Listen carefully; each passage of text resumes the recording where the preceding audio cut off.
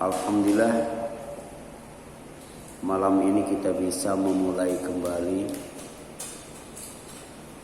kajian kita, kajian Islam yang bersumber di Al-Quran dan As-Sunnah, yang merupakan pedoman hidup kita, yang insya Allah akan membimbing kita, akan menunjukkan kita, akan mengantarkan kita, dan akan menyampaikan kita kepada tujuan hidup kita yang hakiki, sejati, kekal dan abadi, yaitu surga Allah dan ridhonya. Malam ini kita akan mencoba mengaji dan mengkaji satu judul, yaitu apapun yang terjadi itu karena izin Allah. Jadi kita hadir di majelis yang mulia ini itu karena izin Allah. Jadi apapun yang terjadi karena izin Allah Subhanahu wa ta'ala. Selain iblis dan manusia, itu semuanya taat kepada Allah, selalu minta izin kepada Allah, dan atas izin Allah mereka melakukan sesuatu. Dalam sebuah hadis dhaif yang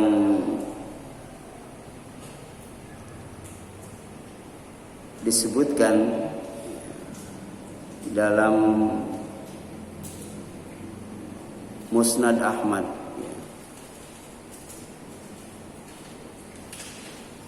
Rasulullah SAW bersabda, laisa min lailatin illa wal bahru yushrifu fiha salasa marratin alal ardi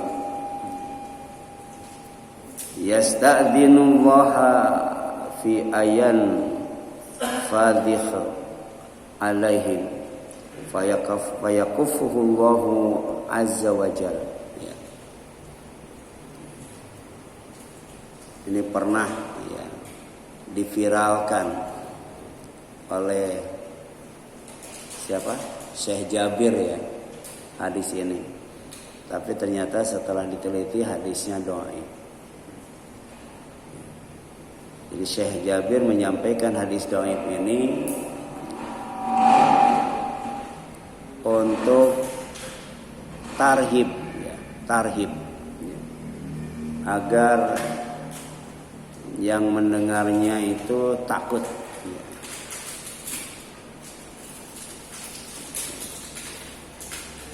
Jadi tidak ada satu malam pun kecuali di dalamnya lautan mendekati ke bumi 3 kali. Satu malam 3 kali lautan mendekati ke bumi. Meminta izin kepada Allah untuk membanjiri, untuk menenggelamkan mereka yang ada di bumi. Maka Allah Azza wa Jalla menahannya. Jadi kalau Allah tidak menahannya, satu malam terjadi 3 kali tsunami itu.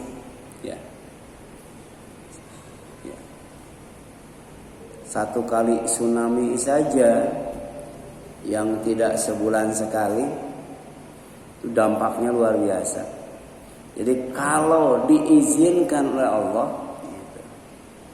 maka laut akan membanjiri bumi. Laut akan menenggelamkan manusia dengan tsunami-nya semalam 3 kali. Cuman Allah tahan. Ini bentuk kasih sayang Allah, bahwa ternyata laut itu melakukan sesuatu sebelumnya minta izin kepada Allah. Kalau diizinkan baru dia melakukan sesuatu. Tapi kalau tidak diizinkan tidak, ya. Dan ternyata kalau kita merujuk kepada Al-Quran,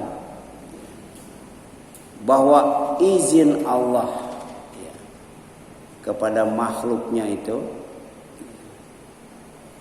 meliputi yang pertama adalah syafaat. Syafaat. Dalam ayat kursi dijelaskan, ya, surat Al-Baqarah 255, Allah Subhanahu wa taala berfirman, "Man dzalladzi yashfa'u indahu illa biiznih." Ya. Jadi tidak ada yang dapat memberi syafaat di sisinya tanpa izinnya, izin Allah Subhanahu wa taala. Surat Al-Baqarah 255, ya.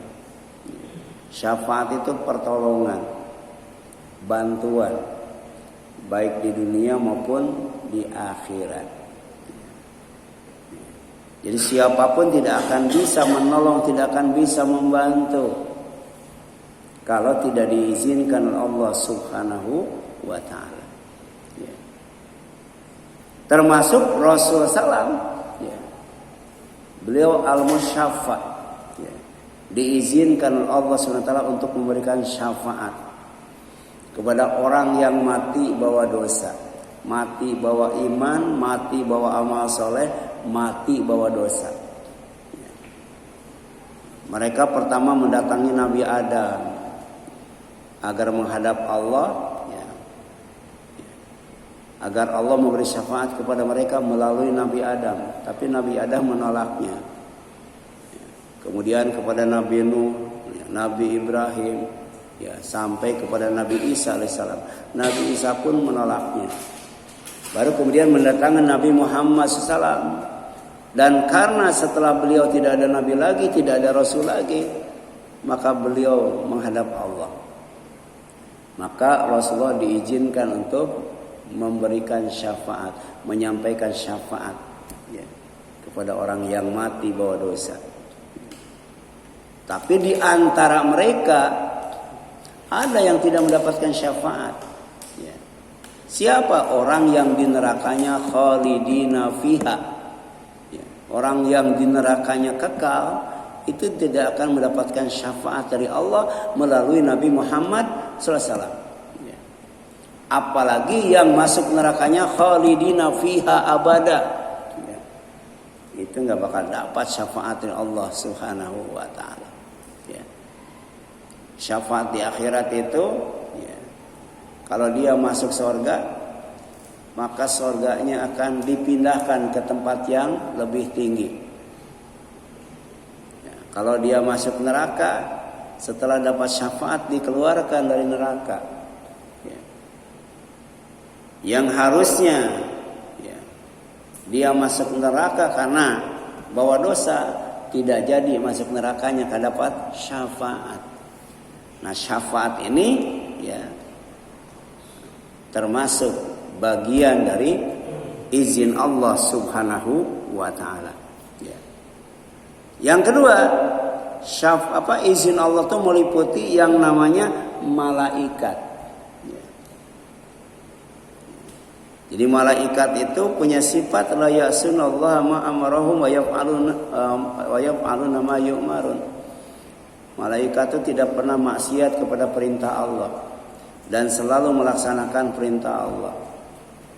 Kalau tidak diizinkan oleh Allah, ya, dia tidak akan melakukan sesuatu.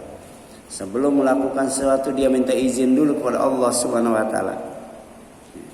Misalnya dengan izin Allah, ya, pada malam Lailatul Qadar itu malaikat yang dipimpin oleh Jibril, ya, diizinkan oleh Allah mengatur semua urusan yang di dalamnya ada as-salam, ada keselamatan, kesejahteraan, kedamaian, kerukunan, ya. Yang menyangkut semua itu diurus oleh Jibril, ya, dan malaikat yang lainnya pada malam Lailatul Qadar,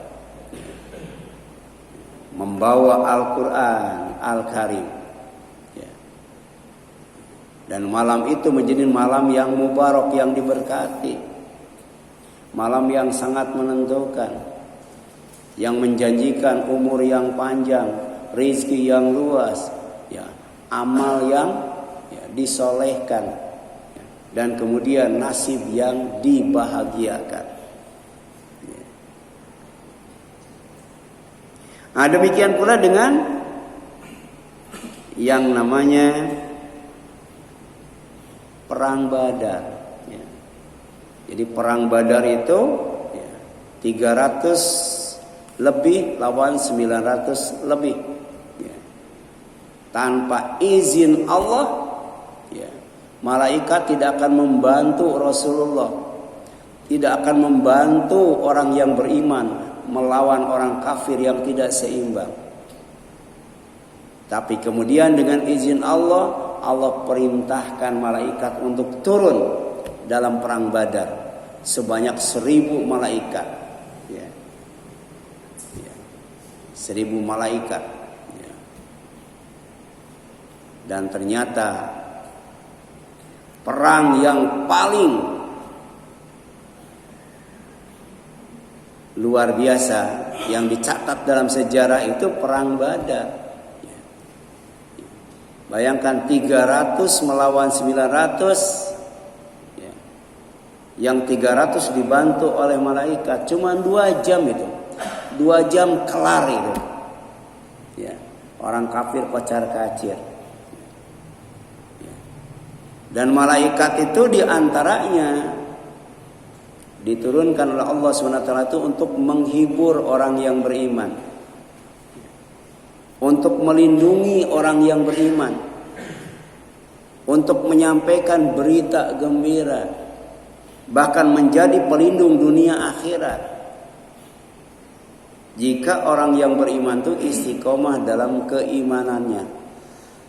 Innal ladzina qalu rabbuna Allah tsumma istaqamu tatanazzalu 'alaihimul malaikat alla takhafu wa la tahzanu wa abshiru bil jannati allati kuntum tu'adun.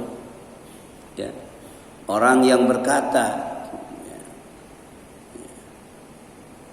Rob kami adalah Allah, kemudian istiqomah dalam perkataannya itu, maka turun malaikat. Allah takhafu wa la tahzanu. Kata malaikat, kalian jangan takut, kalian jangan sedih. Wa absyiru, bahkan kalian harus gembira bil jannati allati kuntum tu'adun, dengan surga yang dijanjikan kepada kalian. Bahkan nahnu auliakum fil hayati dunya wa fil akhirah. Kami selalu dekat dengan kalian. Kami selalu membela kalian, menolong kalian, membantu kalian, melindungi kalian di dunia dan di akhirat. Walakum fiha ma tashtahi anfusukum walakum fiha ma tad'un. Untuk kalian di surga ada semua yang kalian inginkan dan semua yang kalian minta. Ya. Inilah, ya, izin Allah yang diberikan kepada malaikat untuk turun dari langit ke bumi. Ya. Kemudian yang selanjutnya dengan izin Allah Subhanahu wa ta'ala, ya, maka kemudian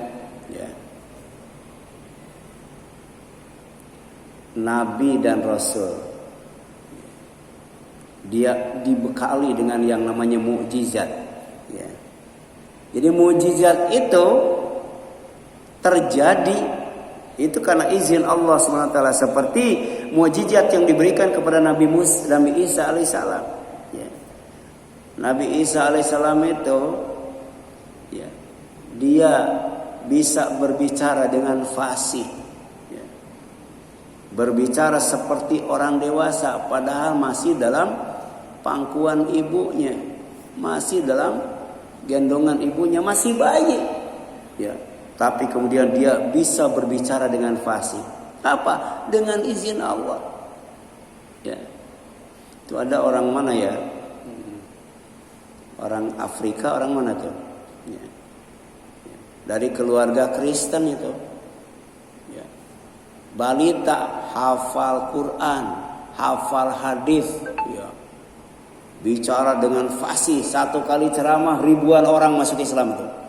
Ribuan orang masuk Islam. Sekarang udah gede itu. Jadi di mana-mana ceramah itu dihadiri oleh ya, banyak orang. Selepas ceramah banyak orang yang masuk Islam. Bahkan keluarganya yang non muslim masuk Islam semuanya. Ya. Nggak pernah ya dia belajar Al-Quran, belajar hadis. Nggak pernah belajar pidato. Tapi dengan izin Allah ya, dia dikasih kelebihan hafal Quran, hafal hadis. Kemudian piawai dalam berpidato. Sampai sekali pidato ribuan orang masuk Islam. Ini kaitannya dengan biiznillah, dengan izin Allah SWT. Ya. Demikian pula mukjizat yang Allah berikan kepada para nabi. Di antaranya Nabi Isa alaihissalam, tukalimunan nasa fil mahdi wa kahlan. Ya. Kata Allah kepada Nabi Isa, engkau dapat berbicara dengan manusia di waktu masih dalam buayan dan setelah dewasa. Ya. Kalau kita kan bisa berbicara dengan fasih itu setelah dewasa. Ya. Ini dalam buayan Nabi Isa sudah bisa berbicara dengan fasih. Kemudian wa'id takhluqu minatin kahayati thair biizni fatanfukhu fiha fatakunu thairan biizni. Dan ketika kamu ya, menciptakan dari tanah ya, seperti burung, bikin burung-burungan dari tanah ya, dengan izin aku, dan kamu tiupkan ya, ya, ke dalam burung itu, fatakunu thairan biizni. Tiba-tiba burung yang terbuat dari tanah itu jadi burung beneran. Ditiup langsung jadi burung beneran. Ya. Ini bukan sulap, bukan sihir. Ini mukjizat dan hanya terjadi biizni kata Allah, dengan izin Allah. Jadi Nabi Isa bisa menciptakan burung dari tanah, setelah ditiup jadi burung beneran. Ya. Ini mukjizat. Yang ketiga, menyembuhkan penyakit buta dan kusta. Buta turunan ya. Buta turunan itu nggak bisa disembuhkan dengan medis yang paling canggih sekalipun. Medis yang paling modern sekalipun tidak bisa menyembuhkan orang yang buta dari lahir, buta turunan. Demikian pula penyakit kusta yang waktu itu menular dengan sangat ganas sekali. Ya. Tapi dengan mukjizat Allah, dengan izin Allah, ya, Nabi Isa bisa menyembuhkan orang yang buta dan bisa menyembuhkan orang yang punya penyakit kusta. Ya. Jadi waktu beriul akmah wal abros biizni. Ya. Dan kamu bisa menyembuhkan orang buta sejak lahir. Dan kamu bisa menyembuhkan orang yang punya penyakit kusta biizni, lagi-lagi dengan izin aku katanya, seizin aku. Ya, jadi tanpa izin Allah ya, mukjizat pun tidak akan pernah terjadi. Ya. Demikian pula ya, menghidupkan orang mati. Ya. Menghidupkan orang mati itu mukjizat. Ya. Bahkan nanti itu yang namanya Dajjal ya, dengan izin Allah bisa menghidupkan orang mati. Sampai nyaris semua orang yang hidup waktu itu karena ketakutan atau takut yang sangat luar biasa kepada Dajjal ya, tidak ada yang beriman. Nyaris tidak ada yang beriman ya. Karena luar biasa diizinkan oleh Allah ya, punya kemampuan untuk bisa menghidupkan orang mati ya. Jadi wa'id tukhrijul mauta biizni ya. Dan ingatlah ketika engkau mengeluarkan orang mati dari kubur menjadi hidup dengan seizinku ya. Ini banyak biizni ya. Tatanazzalul malaikatu waruhu fiha biizni rabbihim ya. Jadi malam Lailatul Qadar itu malaikat turun ke bumi mengatur semua urusan yang mengandung salam itu adalah biizni rabbihim, dengan izin Tuhan mereka yaitu Allah Subhanahu wa taala. Dan yang kelima, ini mukjizat Nabi Isa. Dia tahu, ya, bisa menyebutkan, ya, apa yang sudah dimakan oleh orang dan apa yang disimpan di rumahnya, ya. Bapak-bapak di sini tahu nggak saya tadi udah makan apa? Tahu nggak? Nggak tahu kan? Ya. Nabi Isa tahu, ya. Makan tahu 2, ya. Makan bakwan 2, goreng pisang 1. Tahu itu Nabi Isa. Terus di rumah saya ada apa tuh? Ya, Nabi Isa tahu itu. Lagi-lagi kata Allah, bi'izni, ya, dengan izin aku. Ya. Jadi di sini jelaskan, ya,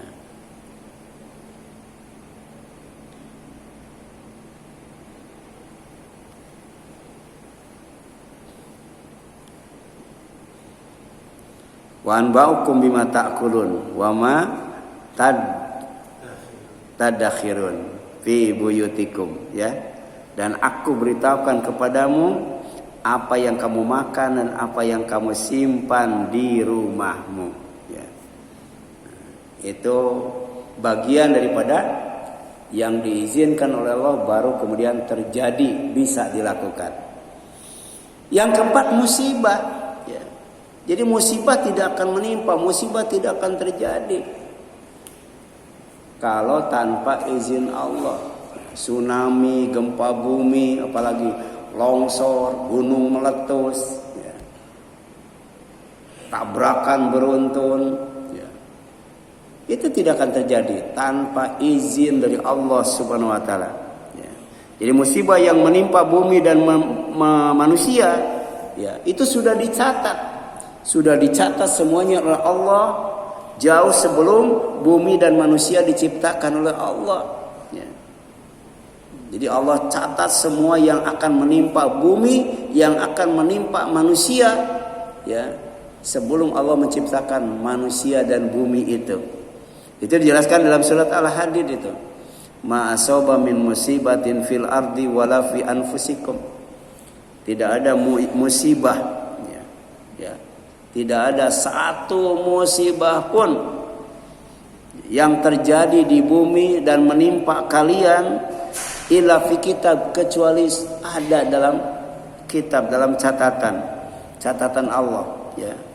Min qabli an nabraha, ya, sebelum kami menciptakannya, kata Allah. Inna dzalika 'ala Allah yasir. Sesungguhnya bagi Allah yang demikian itu sangat mudah sekali, ya. Sangat mudah sekali, ya. Jadi apa yang menimpa kita, ya, apa yang menimpa bumi, ya, lingkungan sekitar kita, tetangga kita dan lain sebagainya, itu hanya terjadi dengan izin Allah Subhanahu wa taala. Dan sebelum terjadi sudah Allah catat rapih dalam kitabnya. Tapi kemudian lagi-lagi walaupun sudah dicatat itu, ya, sebelum Allah menciptakan bumi dan manusia sudah dicatat.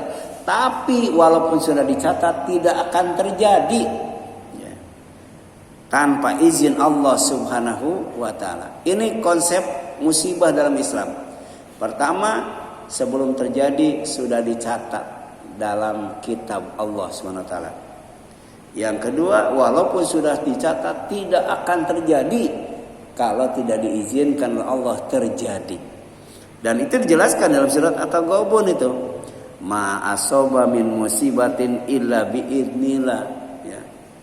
Jadi tidak ada musibah yang menimpa, yang terjadi kecuali dengan izin Allah Subhanahu wa taala, ya.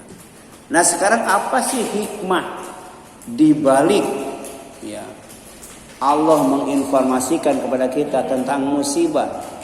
Bahwa musibah sebelum terjadi sudah dicatat dan tidak akan terjadi kalau tidak diizinkan oleh Allah. Apa maksudnya Allah menginformasikan berita gaib tentang itu? Ya. Jadi ada hikmah di balik musibah yang tidak dapat diprediksi manusia, Ya, sampai sekarang ketika ilmu dan teknologi sudah sangat canggih, ya. Siapa ya yang sebelumnya ngasih tahu bakal terjadi ya, gempa, tsunami di Palu? Nggak ada itu. Padahal ilmu dan teknologi sangat canggih. Ya. Siapa yang tahu ya, bahwa di Aceh akan terjadi tsunami besar? Yang menelan korban ratusan ribu itu. Ya. Siapa yang tahu anak Krakatau bakal meletus, ya, sampai mayatnya sampai ke Afrika tuh, ya. Letusannya tuh terdengar sampai jauh sekali. Dan saking banyaknya mayat, ya, maka mayat itu tidak dikubur tapi dibakar dengan bensin itu. Jadi berapa galon bensin itu untuk membakar manusia korban letusan gunung anak Krakatau, ya, yang berdampak tsunami yang sangat luar biasa. Yang pertama tujuannya adalah agar beriman kepada Allah, ya, iman bahwa semua musibah itu sebelum terjadi sudah dicatat. Yang kedua, iman bahwa musibah apapun tidak akan terjadi walaupun sudah dicatat kalau tidak diizinkan Allah SWT. Dan ini hidayah, ya. Dan hidayah itu Allah sampai masukkan ke dalam hati. Wa may yu'min billah yahdi qalbah. Siapa yang iman kepada Allah, Allah akan kasih hidayah ke dalam hatinya, ya. Hidayah di sini, iman di sini, cahaya di sini, ilmu di sini, Al-Qur'an di sini, ketenangan juga di sini, ya. Yang kedua, ya, apa hikmah di balik musibah itu? Agar taat kepada Allah dan Rasulnya, ya. Wa atiullaha wa atiur rasul.